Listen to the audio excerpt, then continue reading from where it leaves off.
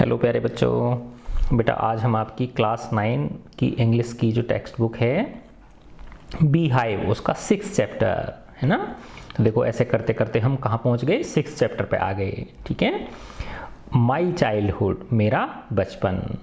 ये बेटा जो हमारे APJ अब्दुल कलाम साहब थे, देश के बहुत ही लोकप्रिय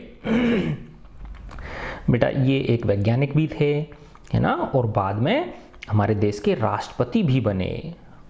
तो हमारे देश के अंदर जो एक तमिलनाडु है ना बेटा, राज्य है, स्टेट है, नीचे दक्षिण भारत में है ना, वहाँ एक छोटी सी एक टाउन है, कस्बा है जिसका नाम है रामेश्वरम है ना। हिंदुओं के लिए तो बेटा बहुत पवित्र स्थान है वो।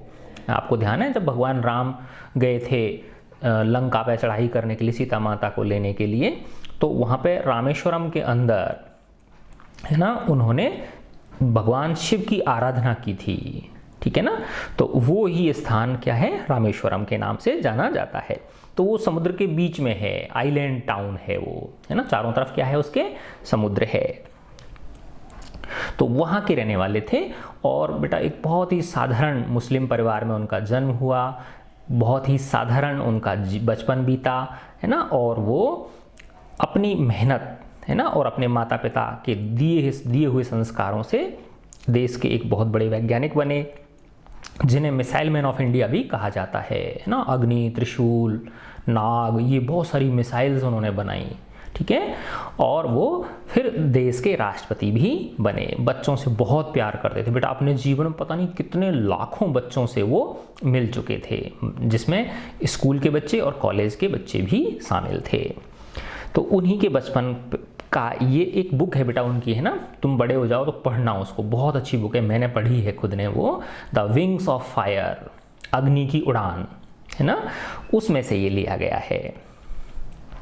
बिफोर यू रीड, पढ़ने से पहले, can you think of any scientists, क्या आप किन्हीं वैज्ञानिकों के बारे में सोचते हो, who have also been statesman, जो भी रहे हैं राजनेता, जो राजनेता भी रहे हैं, स्टेट्समैन ही राजनेता है ना।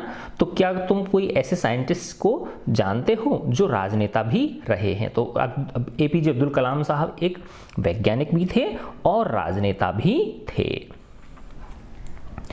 APJ Abdul Kalam whose projects in space, space यानी अंतरिक्ष, प्रोजेक्ट का मतलब उनकी जो परियोजनाएं थी है ना, जिन पर उन्होंने काम किया है ना। डिफेंस, डिफेंस यानी रक्षा, जो सेना होती है ना बेटा हमारी देश की, उनसे संबंधित होता है ना, रक्षा विभाग बोलते हैं उसको, defence Raksha. And nuclear technology, और नाभिकीय तकनीकी। नाभिकीय तकनीकी का मतलब क्या होता है, जिसमें परमाणु विखंडन के द्वारा ऊर्जा उत्पन्न की जाती है, जैसे हमारे बिजली बनाने के संयंत्र जो होते हैं, नाभिकीय ऊर्जा संयंत्र। गाइडेड इंडिया, इन्होंने भारत को गाइड किया, भारत को इन्होंने दिशा दी इनटू द 21st सेंचुरी, 21वीं शताब्दी में। Became our 11th president in 2002, और वो 2002 में APJ अब्दुल कलाम साहब हमारे देश के 11वें राष्ट्रपति बने।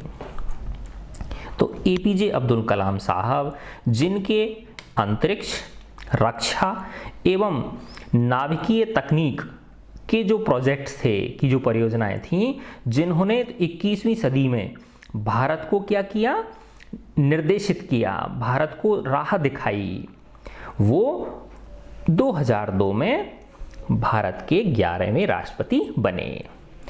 इन हिज ऑटोबायोग्राफी, ऑटोबायोग्राफी होती है बेटा जिसमें कोई स्वयं के बारे में लिखता है, अपने जीते जी है ना, तो उसको आत्मकथा बोलते हैं हिंदी में है ना। तो अपनी आत्मकथा में विंग्स ऑफ फायर, ये नाम है उसका, बहुत प्यारी पुस्तक है, विंग्स ऑफ फायर नामक पुस्तक जो कि उनकी आत्मकथा है, उसमें he speaks of his childhood, वो अपने बचपन के बारे में कुछ बातें बताते हैं।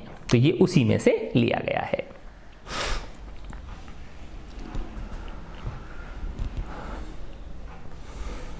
I was born into a middle class Tamil family in the island town of Rameshwaram in the erstwhile Madras state. I was born, मेरा जन्म हुआ था, into a middle class family, एक मध्यम वर्गीय तमिल परिवार में, मिडिल क्लास तमिल फैमिली, एक मध्यम वर्गीय तमिल परिवार में मेरा जन्म हुआ था। इन द आइलैंड टाउन, उस एक द्वीपनुमा कस्बे में, ऑफ रामेश्वरम, जिसका नाम क्या है, रामेश्वरम है, इन द अर्स्टवाइल यानी फॉर्मर, देखो इधर लिखा हुआ है ना साइड में, पहले का मद्रास स्टेट है ना। तो देखो पहले अंग्रेज जब थे ना बेटा हमारे देश पर राज करते थे, उस समय तमिलनाडु नहीं था। तमिलनाडु कब बना है, जब हमारा देश आज़ाद हो गया, जब हमारे राज्यों का क्या हुआ, एकीकरण हुआ, देसी रियासतों का जब एकीकरण हुआ तब ये तमिलनाडु बना। अंग्रेजों के ज़माने में ये क्या कहलाता था, मद्रास राज्य कहलाता था। तो पहले के मद्रास राज्य में रामेश्वरम जो एक आइलैंड टाउन है, उस कस्बे में एक मध्यम वर्गीय तमिल परिवार में मेरा जन्म हुआ।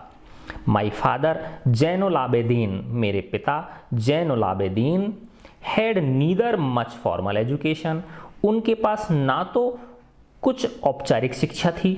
फॉर्मल एजुकेशन का मतलब होता है बेटा जैसे स्कूल में जाके लेना, है ना, स्कूल में रेगुलर एडमिशन लेना, फिर पहली, दूसरी, तीसरी, चौथी, पाँचवीं, छठी, सातवीं, आठवीं, नवीं, 10वीं, इस तरह से पढ़ना, है ना, एक क्लास के बाद एक क्लास।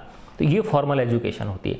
फिर कई तुमने देखा होगा तुम्हारे, हम जैसे मेरे एक अंकल थे, चाचा थे, वो कभी ज़िंदगी में स्कूल नहीं गए, लेकिन वो इतनी अच्छी रामायण पढ़ लेते हैं, है ना, पूरा हिंदी जो है ना, हिंदी के अखबार पढ़ लेते हैं, वो रामायण पढ़ लेते हैं, और वो कभी एक दिन भी स्कूल नहीं गए। तो वो सब ऐसे ही सीखे इधर उधर से, है ना। कई लोग होते हैं वो प्लेटफॉर्मों पे लिखा रहता है, रेलगाड़ियों में तुमने देखा होगा ना, अंग्रेजी भी लिखी रहती है और वो हिंदी लिखी रहती है ऊपर, उसके नीचे अंग्रेजी लिखी रहती है। तो ऐसे ही उसकी हिंदी के नीचे अंग्रेजी लिखी हो कि कई लोग अंग्रेजी पढ़ना सीख जाते हैं, है ना। तो ये वो होती है इनफॉर्मल एजुकेशन होती है, ये फॉर्मल एजुकेशन, औपचारिक शिक्षा। तो उनके जो पिता थे अब्दुल कलाम साहब के, जैनुलाब्दीन, उन्होंने कोई ना तो औपचारिक शिक्षा प्राप्त करी थी, है ना तो उनके पास कोई औपचारिक शिक्षा थी, नॉर मच वेल्थ, ना ही उनके पास कोई ज़्यादा धन संपदा थी। वेल्थ यानी धन संपदा। डेस्पाइट दीज डिसएडवांटेजेस, डेस्पाइट यानी के बावजूद, इन कमियों के, इन परेशानियों के, इन कमियों के बावजूद, ही पजेस्ड, उनके पास थी, पजेस यानी उनके पास, किसी के पास होना, है ना। जैसे मेरे पास, जैसे आई पजेस ए कार, मेरे पास एक कार है, तो उनके पास था। ग्रेट इन्नेट विजडम, महान जन्मजात प्रतिभा, बुद्धिमानी, है ना, उनके पास महान जन्मजात बुद्धिमानी थी, यानी वो जन्म से ही क्या थे, बुद्धिमान थे। इन्नेट यानी इनबॉर्न, है ना, जन्मजात, उनके पास जन्मजात प्रतिभा के धनी थे वो। And A true generosity of spirit, और वो उनकी जो आत्मा थी उसमें सच्ची उदारता थी, ठीक है ना। तो जो मेरे पिता अब्दुल कलाम साहब कह रहे हैं कि मेरे पिता जो थे जैनुलाब्दीन, उनके पास ना तो कोई औपचारिक शिक्षा थी, ना ही उनके पास कोई ज़्यादा धन संपदा थी। इन परेशानियों के बावजूद, इन कठिनाइयों, इन कमियों के बावजूद उनके पास एक जन्मजात प्रतिभा के धनी थे वो, एक जन्मजात प्रतिभा के धनी थे वो, और उनकी जो आत्मा थी वो सच्ची उदार थी, यानी आत्मा के वो सच्चे उदार थे। He had an ideal helpmate in my mother, आशी अम्मा, उनके पास एक आदर्श सहकर्मिनी थी मेरी माँ के रूप में, आशी अम्मा, है ना। अर्थात मेरी माँ आशी अम्मा जो थी वो उनकी एक आइडियल हेल्पमेट थी, उनकी एक आदर्श सहकर्मिणी थी, सहचारिणी थी, यानी उन दोनों बहुत प्रेम पूर्वक वो रहते थे। आई डू नॉट रिकॉल, मुझे याद नहीं आ पा रहा, the exact number of people, लोगों की एग्जैक्ट संख्या, सी फेड एवरी डे, जो कि वो उनको खिलाती थी। यानी मेरी माँ, अब्दुल कलाम साहब कह रहे हैं कि मेरी माँ प्रतिदिन कितने लोगों को खाना खिलाती थी, इतना मुझे याद नहीं है। But I am quite certain, लेकिन ये मुझे निश्चित पता है, दैट कि फार मोर आउटसाइडर्स, कि ज़्यादा बाहर के लोग, एट यानी खाते थे, विद अस हमारे साथ, then all the members of our own family put together, के बजाय सारे के सारे सदस्य हमारे खुद के परिवार के पुट टुगेदर मिला के, है ना। अर्थात कि जितने हमारे परिवार के कुल मिलाकर सदस्य थे, है ना। लेखक कह रहे हैं, अब्दुल कलाम साहब कह रहे हैं कि मुझे ये तो नहीं पता एग्जैक्ट कि भाई कितने लोग हमारे घर पे खाना खाते थे, लेकिन मुझे इतना ज़रूर पता है कि हमारे परिवार के सारे सदस्यों को मिलाकर जितने सदस्य हैं उनसे ज़्यादा, फार मोर आउटसाइडर्स, उनसे ज़्यादा बाहर के लोग खाना खाते थे हमारे घर पर, है ना। तो देखो बेटा, इतनी उदार थी आज उनकी जो माँ थी, है ना। और आज बेटा नॉर्मली क्या होता है, अपन जैसे कोई आ जाता है दुखी हो जाते हैं, और अगर कोई 1-2 दिन से ज़्यादा ठहर जाए तो फिर कहते हैं भगवान कब जाए यहाँ से, होता है ना। तो ये बेटा पहले लोगों में कितना धैर्य, कितना असीम प्रेम हुआ करता था। खैर, उस ज़माने की कुछ अच्छी चीज़ें थी, इस ज़माने की कुछ अच्छी बातें हैं, है ना। यस, अब आगे चलते हैं। I was one of many children, a short boy with rather undistinguished looks, born to tall and handsome parents। I was one of many children, मैं कई बच्चों में से एक था। एक नाटे कद का लड़का, शॉर्ट बॉय का मतलब एक नाटे कद का, ना छोटी लंबाई, कम लंबाई का एक लड़का, विद रादर अनडिस्टिंग्विश्ड लुक्स, जिसके की जो लुक्स थे वो कोई विशेष नहीं थे। डिस्टिंग्विश्ड का मतलब होता है विशेष, है ना, दिखने में अलग दिखे, और मैं बिल्कुल साधारण था। अनडिस्टिंग्विश्ड यानी मेरे कोई जो लुक्स जो थे, है ना, मेरा जो नाक नक्शा था वो बिल्कुल कैसा था, साधारण था। और मेरा जन्म born to tall and handsome parents, और मेरा जन्म एक लंबे, है ना, और हैंडसम पेरेंट्स से हुआ था। यानी लेखक ये कहना चाह रहे हैं कि मेरे माता पिता दोनों तो क्या थे, खूब लंबे थे और हैंडसम थे, लेकिन मैं उनकी संतान था, है ना। लेकिन मैं कैसा था, बिल्कुल साधारण लुक्स का था और छोटे कद का था। We lived in our ancestral house, ancestral यानी पूर्वजों का जो होता है ना, जैसे दादा दादी का मकान होता है तो उसमें पापा रहते हैं, पापा का मकान होता है उसमें बेटे रहते हैं ना, तो ancestral.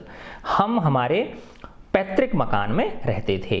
Which was built in middle of the 19th century, जो कि 19वीं शताब्दी, 19th सेंचुरी 19वीं शताब्दी, 19वीं शताब्दी कब से होती है बेटा, 1801 से लेके और 1900 तक, ये 19वीं शताब्दी कहलाती है। तो इसके बीच में बना था, लगभग 1850 के आसपास बना होगा वो, ठीक है ना।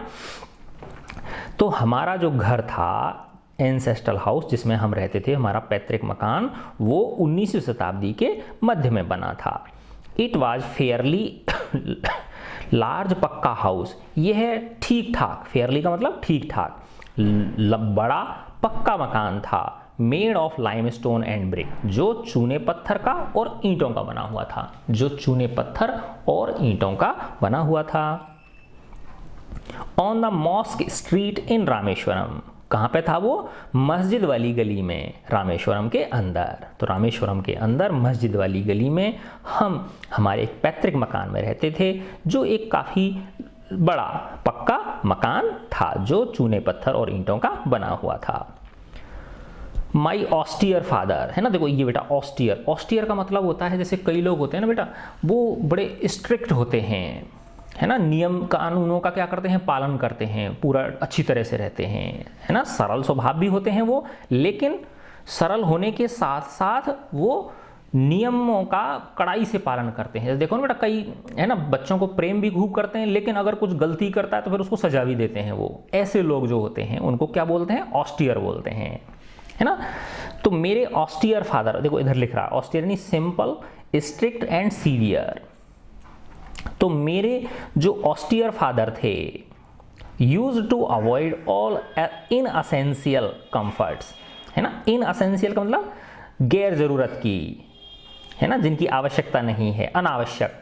कंफर्ट्स यानी आरामदायक चीजें, एंड लग्जरीज और भोग विलास की वस्तुएं, ऐसो आराम की वस्तुएं। तो मेरे जो ऑस्टियर फादर थे, ऑस्टियर का मतलब आया समझ में बेटा, जैसे थोड़ा सा है ना सरल, दिखावाहीन हो कोई व्यक्ति और कठोर अनुशासन का पालन करने वाला हो।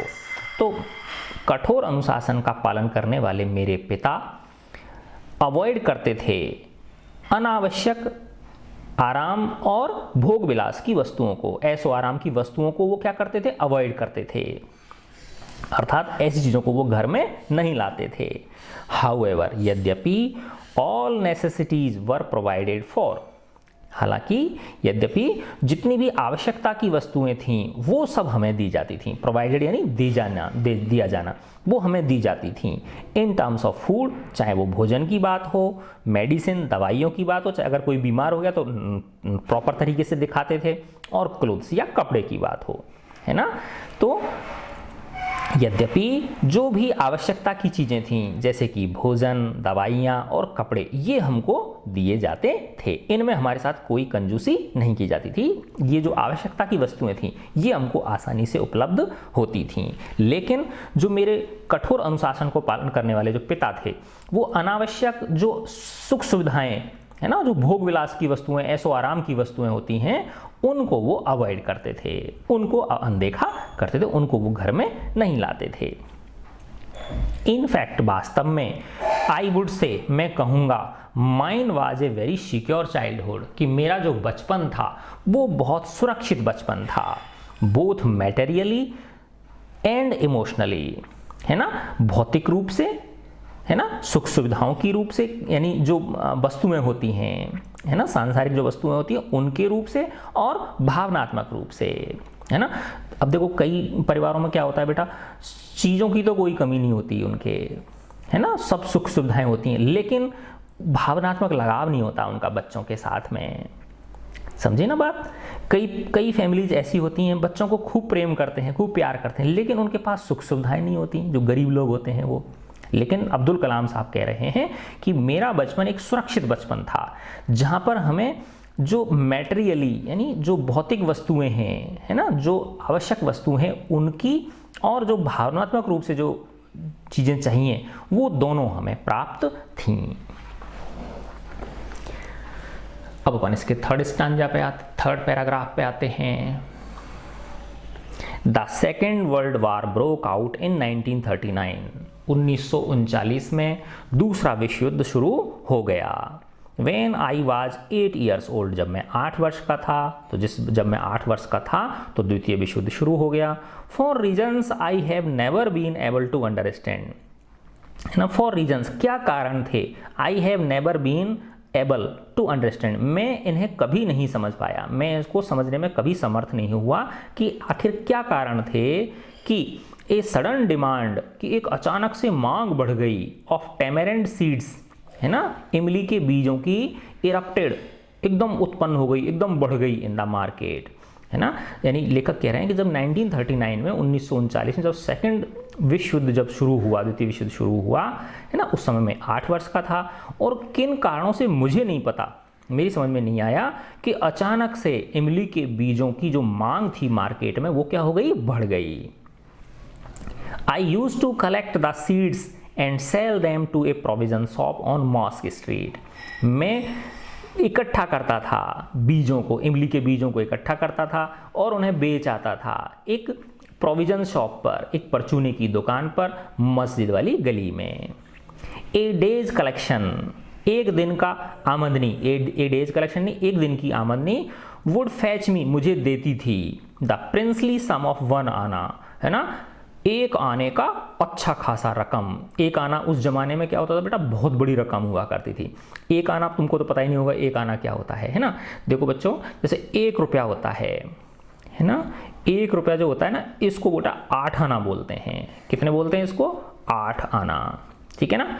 और 50 पैसे का सिक्का जो हुआ, ठीक है ना, अब तो बंद ही हो गए 50 पैसे 25 पैसे के, ये इसको 50 पैसे को नहीं, सॉरी, 1 रुपया जो होता था ये 16 आने होते थे बेटा। ये कितने होते थे, 16 आना होता था।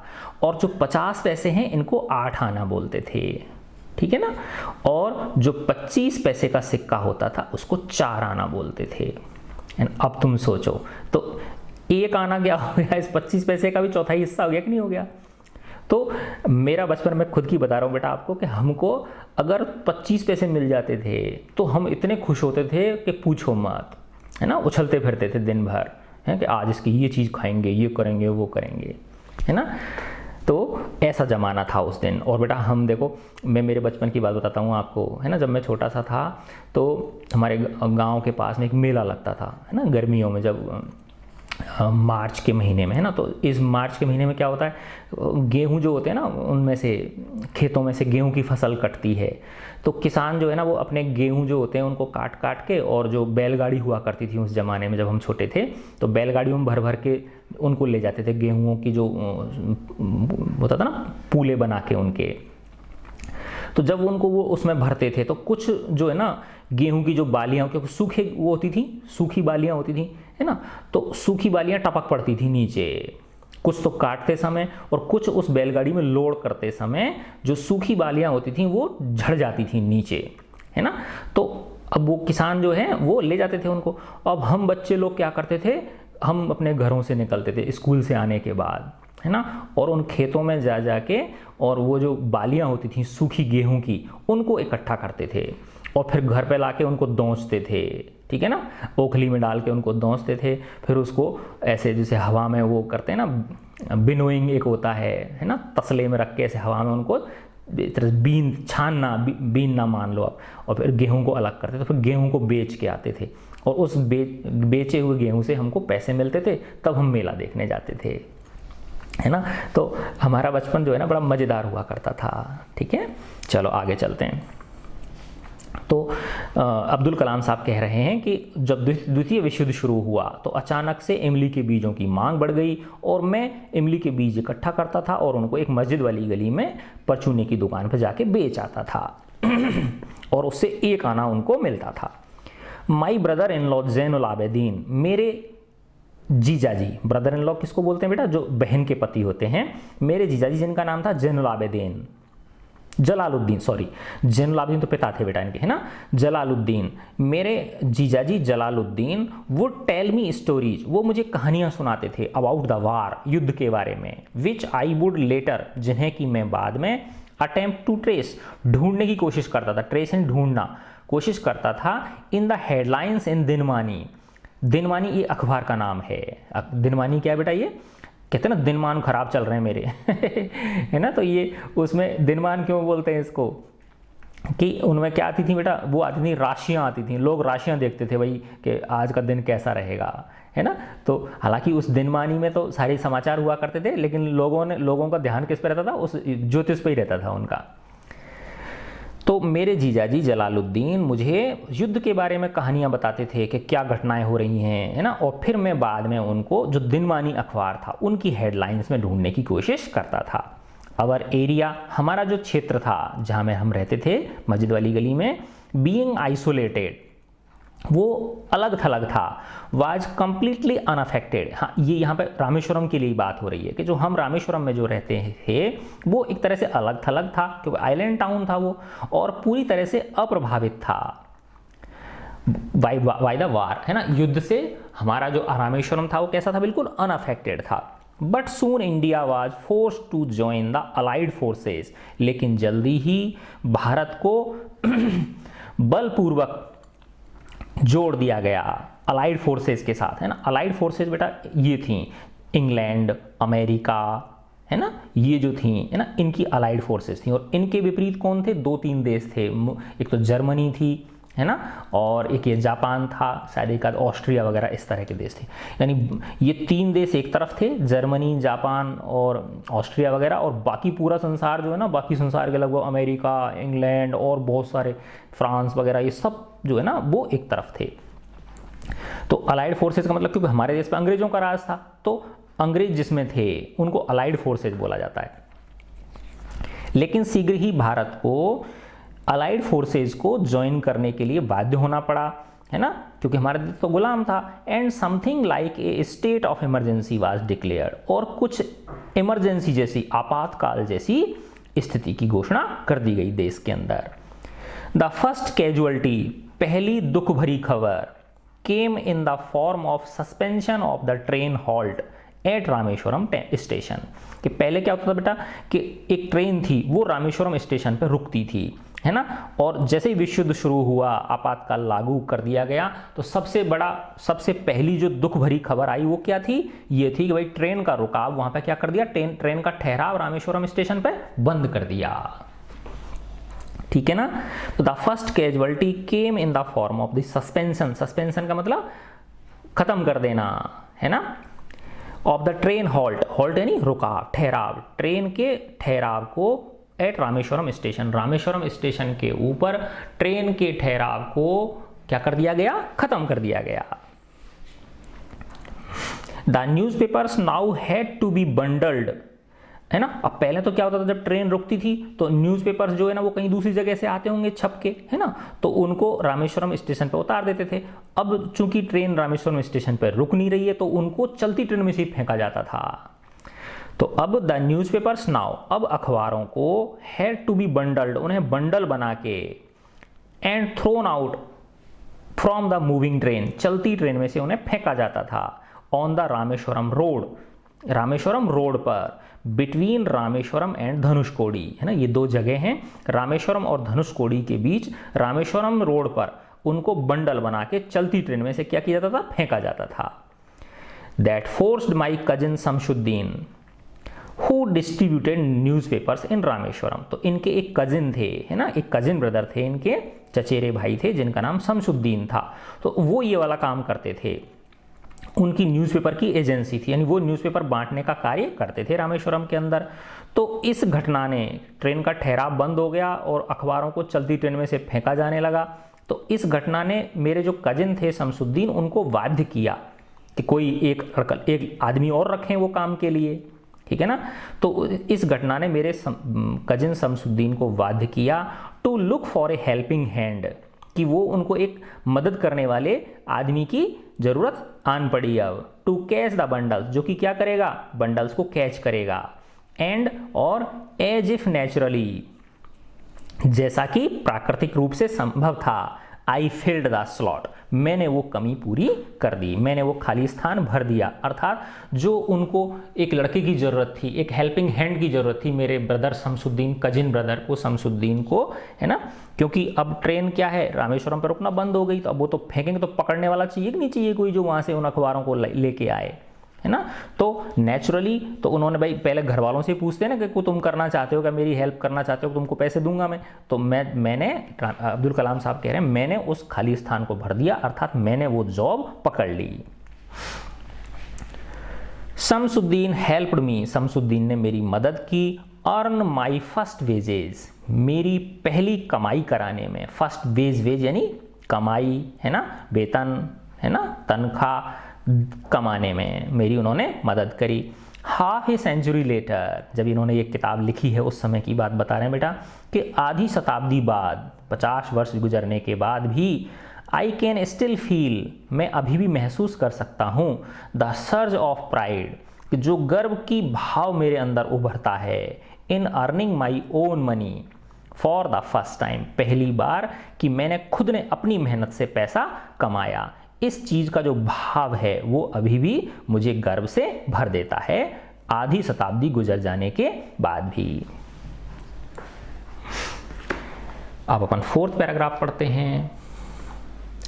Every child is born with some inherited characteristics into a specific socio economic and emotional environment and trained in certain ways by figures of authority, है ना। अब देखो बेटा, प्रत्येक बच्चे का जन्म होता है विद सम इनहेरिटेड, इनहेरिटेड का मतलब वंशानुगत, जो एक पीढ़ी से दूसरी पीढ़ी तक चली जाती हैं, है ना, वंशानुगत लक्षण, कैरेक्टरिस्टिक्स, कैरेक्टरिस्टिक्स यानी लक्षण, स्पेसिफिक यानी विशेष, सोशियो इकोनॉमिक, है ना, सामाजिक आर्थिक, एंड इमोशनल एनवायरनमेंट, और भावनात्मक वातावरण में, एंड ट्रेंड, उसको ट्रेन किया जाता है, सर्टेन वेज, कुछ तरीकों से, कुछ निश्चित तरीकों से उसे ट्रेन किया जाता है, by figures of authority, figures of authority का मतलब जो नियंत्रणकारी संस्थाएं होती हैं। अब नियंत्रणकारी संस्था कौन होती है एक बच्चे के लिए, बताओ,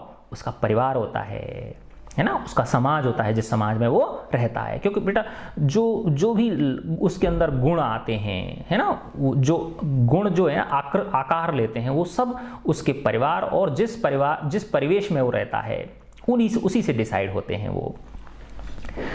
एवरी चाइल्ड इज बॉर्न, हर बच्चे का जन्म होता है विद सम इनहेरिटेड कैरेक्टरिस्टिक्स, कुछ जन्मजात, कुछ वंशानुगत लक्षणों के साथ, यानी हर बच्चा कुछ वंशानुगत, है ना, लक्षणों के साथ जन्म लेता है एक विशेष सामाजिक, आर्थिक और भावनात्मक वातावरण में।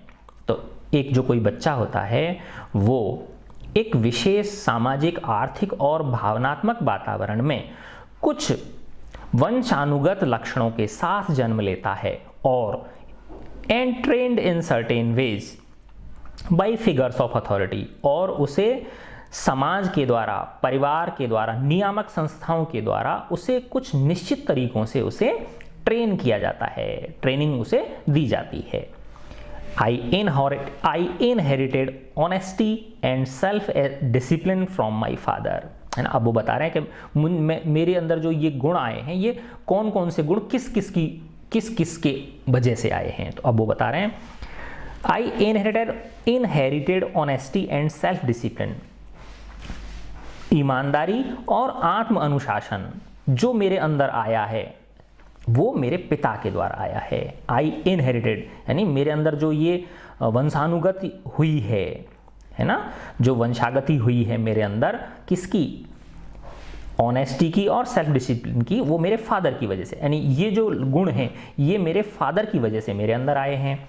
फ्रॉम माई मदर, मेरी माँ से आई inherited faith in goodness and deep kindness, और मेरी माँ से मुझे क्या मिला है ना, विश्वास, अच्छाई में और गहरी दया में। And so did my 3 brothers and sisters, और वैसा ही मेरे 3 भाइयों ने और बहन ने ग्रहण किया। इसका मतलब 5 बच्चे थे ये, 3 भाई,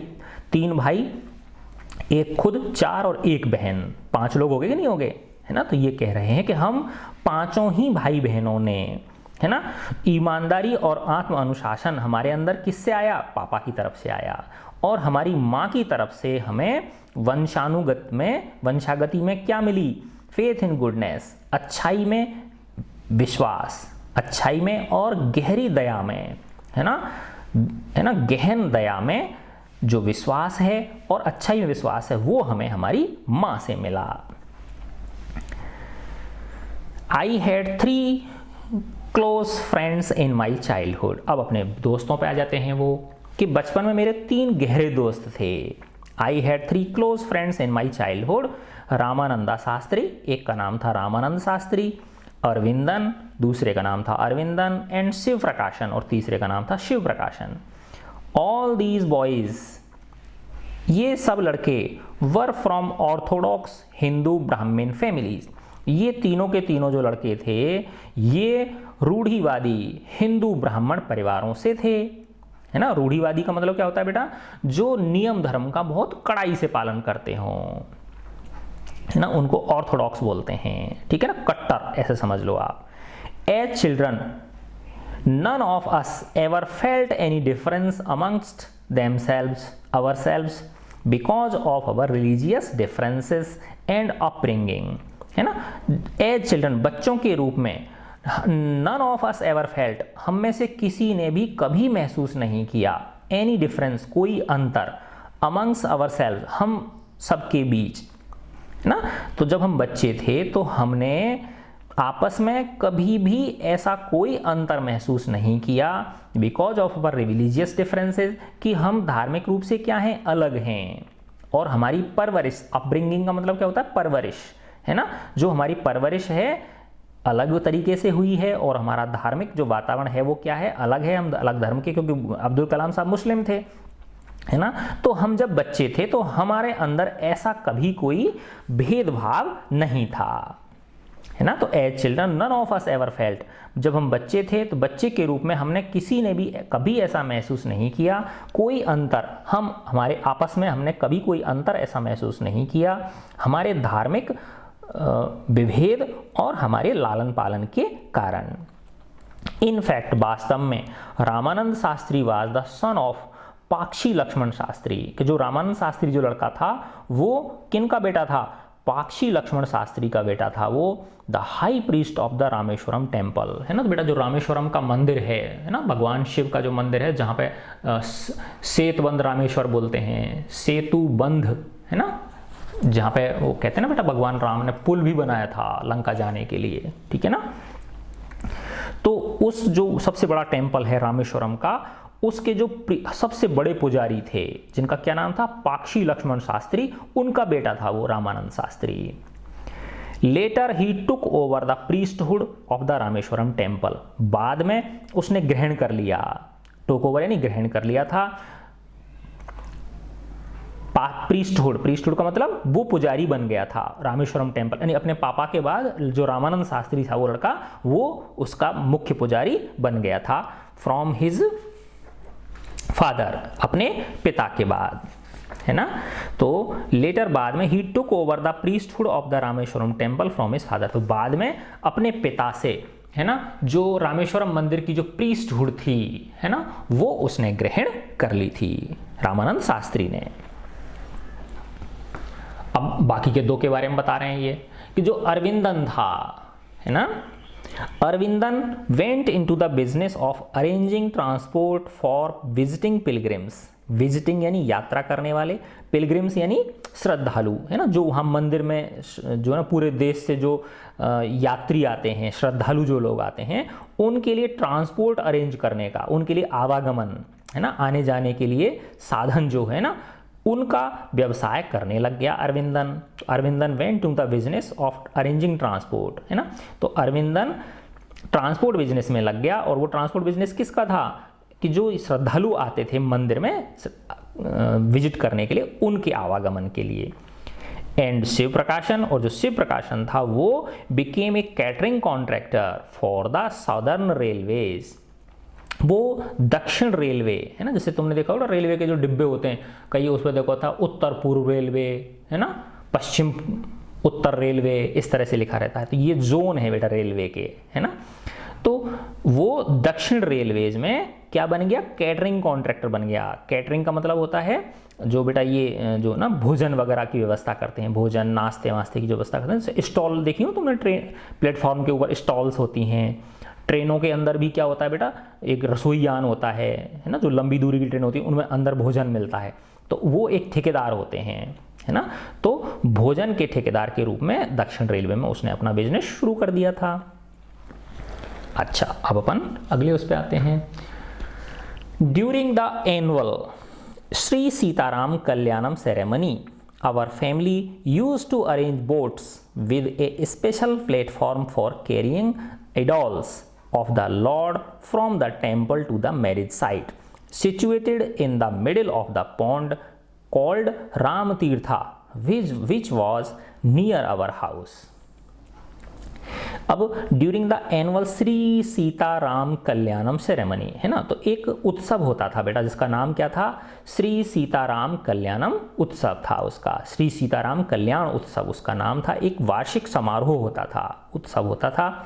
उसमें अवर फैमिली, हमारा जो परिवार था, अब्दुल कलाम साहब का जो परिवार था, यूज्ड टू अरेंज बोट्स, वो नावों की व्यवस्था करता था, विद ए स्पेशल प्लेटफॉर्म, जिसके ऊपर एक विशेष प्रकार का एक ऊंचा चबूतरा बनाया जाता था नाव के ऊपर, किसके लिए, फॉर कैरिंग आइडॉल्स ऑफ लॉर्ड, है ना, भगवान जो थे उनकी मूर्तियों, आइडॉल्स यानी मूर्तियों को ले जाने के लिए, फ्रॉम द टेम्पल, है ना, कहाँ से, टेम्पल से लेके, उस मंदिर से लेके, टू द मैरिज साइट, है ना, उस शादी, यानी एक तरह से ऐसे मानो कि भगवान राम की और सीता की शादी कराई जाती थी हर वर्ष उस उत्सव पर, है ना। तो वो जो शादी का स्थल था उस तक वहाँ पहुँचाने के लिए मूर्तियों को, यानी इसका मतलब क्या बेटा, वो मंदिर कोई दूसरी जगह होगा समुद्र में, है ना, तो वहाँ से लेके और जहाँ ये रहते थे उस बीच में समुद्र पार करना पड़ता था, तो नाव में रख के लाएंगे नहीं लाएंगे, तो उस नाव की व्यवस्था जो थी वो अब्दुल कलाम साहब के परिवार द्वारा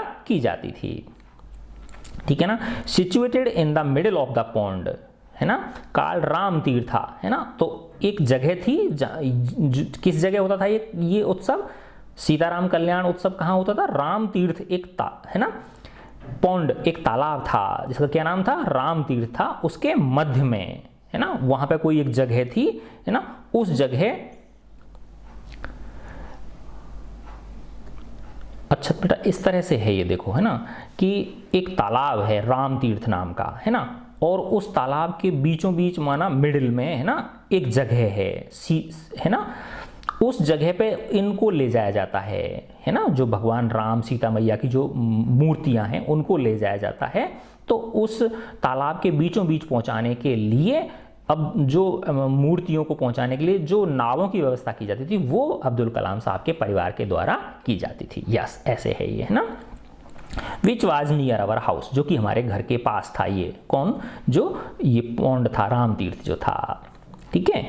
events from the Ramayana and from the life of prophet, prophet बोलते हैं मोहम्मद को, है ना, वो थे ना बेटा मोहम्मद जो है इनके मुस्लिम्स के जो वो है ना बेटा, जैसे अपन भगवान राम को मानते हैं, भगवान विष्णु को और भगवान शिव को मानते, तो ऐसे ही पैगंबर मोहम्मद को मानते हैं जो मुस्लिम भाई लोग होते हैं ना, वो लोग, है ना। तो events from Ramayana and from the life of prophet were the bedtime stories by my mother and grandmother would tell the children in our family, है ना। तो ये बता रहे हैं बेटा अब्दुल कलाम साहब कि मेरी मम्मी, मेरी माँ और मेरी जो दादी थी वो हम सब बच्चों को रामायण की और जो पैगंबर मोहम्मद थे उनके जीवन काल की घटनाओं को हमको बेड टाइम स्टोरीज के रूप में सुनाया करती थी। अर्थात जब हम सोते थे सारे बच्चे रात को तो उस समय इस प्रकार की कहानियां वो सुनाया करती थी, है ना। देखो मुस्लिम होने के बावजूद भी बेटा वो कैसी कहानियां, रामायण की कहानियां वो लोग भी सुनाते थे, क्योंकि बेटा ये जो अच्छी चीजें हैं ये किसी धर्म विशेष तक सीमित नहीं होती हैं।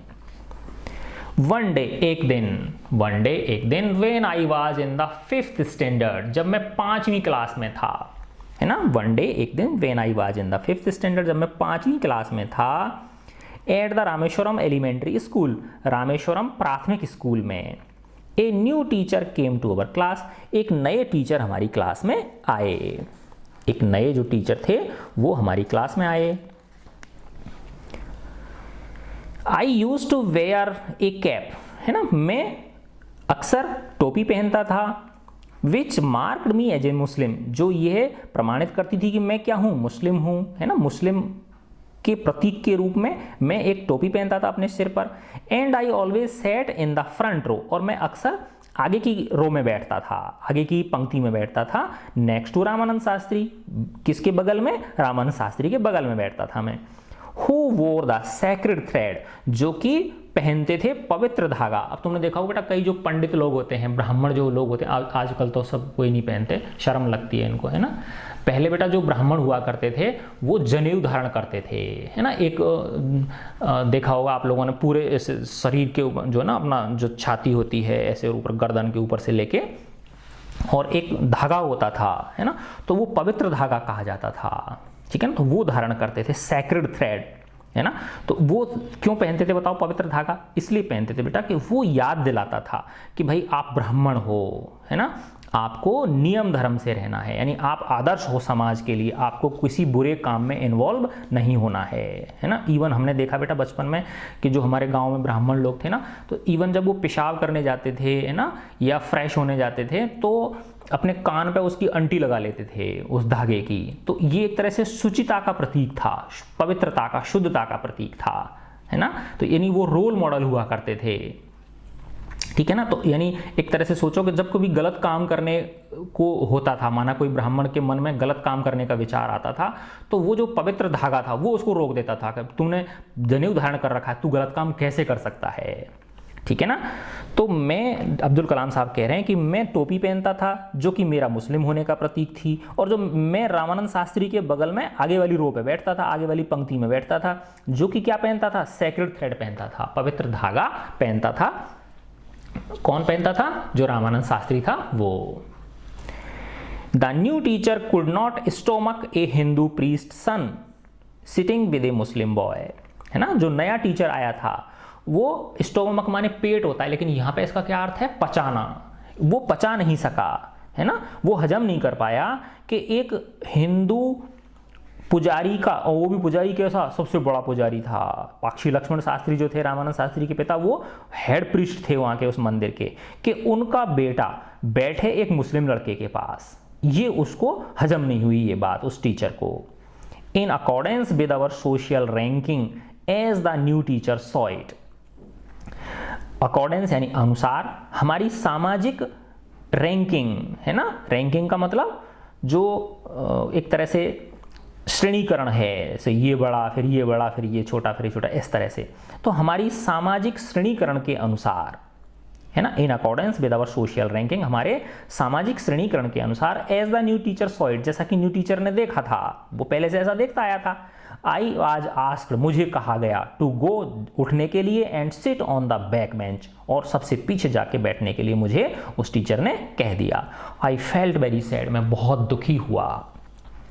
And so did Ramanand Shastri, और रामानंद शास्त्री भी बहुत दुखी हुआ, क्योंकि मैं उसके बगल में बैठता था, हम दोनों बहुत अच्छे फ्रेंड्स थे।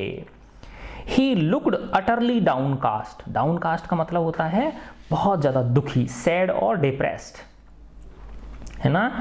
तो वो जो रामानंद शास्त्री था, है ना, ही लुक्ड अटरली डाउनकास्ट, जबरदस्त, अटरली का मतलब क्या होता है, बहुत ज़्यादा, है ना, वो दुखी दिख रहा था जब मुझे शिफ्ट किया गया to my seat in the last row, है ना, अंतिम पंक्ति की सीट पर जब मुझे बिठाया गया तो रामानंद शास्त्री बहुत दुखी फील कर रहा था। The image of him weeping, है ना, और When I shifted to the last row, left a lasting impression on me, है ना। तो अब्दुल कलाम साहब कहते हैं कि जब मैं उठ के पीछे की सीट पे गया तो जो रामानंद शास्त्री का दुखी चेहरा था, है ना, उसकी जो इमेज है रोते हुए चेहरे की, रामानंद शास्त्री के रोते हुए चेहरे की जो दृश्य है, इमेज है, जब मुझे पीछे शिफ्ट किया गया, उसने छोड़ा ए लास्टिंग इम्प्रेशन, एक अमिट प्रभाव ऑन मी, उसने मेरे ऊपर एक अमिट प्रभाव छोड़ा, है ना। यानी मैं जिंदगी भर उस चीज़ को भूल नहीं पाया। अर्थात बच्चे जो होते हैं वो कितने निर्मल होते हैं, उन्हें धर्म, जाति, लिंग, इनसे कोई सरोकार नहीं होता है। ठीक है बच्चों, तो ये आगे का जो है बेटा, ये अपन अगले उसमें वीडियो में करेंगे, 7, 8, 9, 10, 11। ठीक है बच्चों, गॉड ब्लेस यू बेटा।